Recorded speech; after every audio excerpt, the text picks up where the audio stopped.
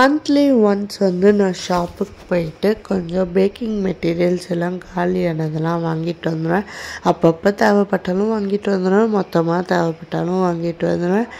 Egg வந்து பார்த்திங்க அப்படின்னா இன்றைக்கி எக் ஷாப் க்ளோஸ்டு. ஸோ அதனால் நாளைக்குள்ள கேக்குக்குள்ள திங்ஸ் மட்டும் கொஞ்சோண்டு ஒரு 6 எக்ஸ் கிட்ட வாங்கிட்டு வந்திருந்தேன்.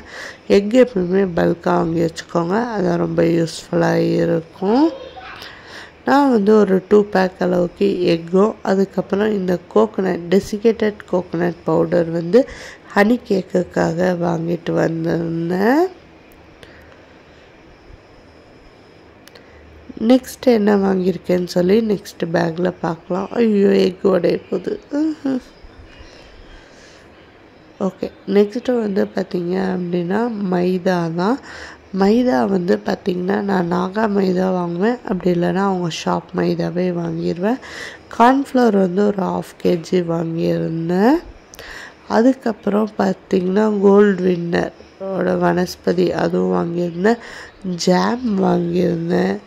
மைதாவே வந்து கிட்டத்தட்ட ஒரு 5 kg கிட்ட வாங்கியிருந்தேன். 4 to 5 kg கிட்ட வாங்கியிருந்தேன்.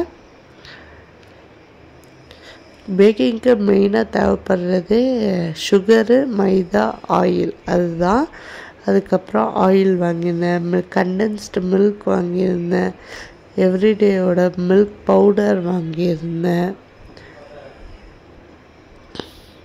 இந்த மாதிரி ஒரு குட்டி ஷாப்பிங் போயிட்டு ஒரு குட்டியான திங்ஸ்லாம் வாங்கிட்டு வந்திருந்தேன். அதுக்கப்புறம் baking powder, baking soda, yeast கொஞ்சம் வாங்கியிருந்தேன். அதுக்கப்புறம் கஸ்டர்ட் பவுடர் வாங்கியிருந்தேன். அதுக்கப்புறம் கீ வாங்கியிருந்தேன். அப்புறம் பாதாம் மிக்ஸ் வாங்கியிருந்தேன். மொத்தமாகவே இவ்வளோ தான் வாங்கியிருந்தேன். வேறு எதுவுமே நான் பெருசாலாம் வாங்கலை. இதுவே எனக்கு பில் வந்து 1200 கிட்ட வந்துருச்சு.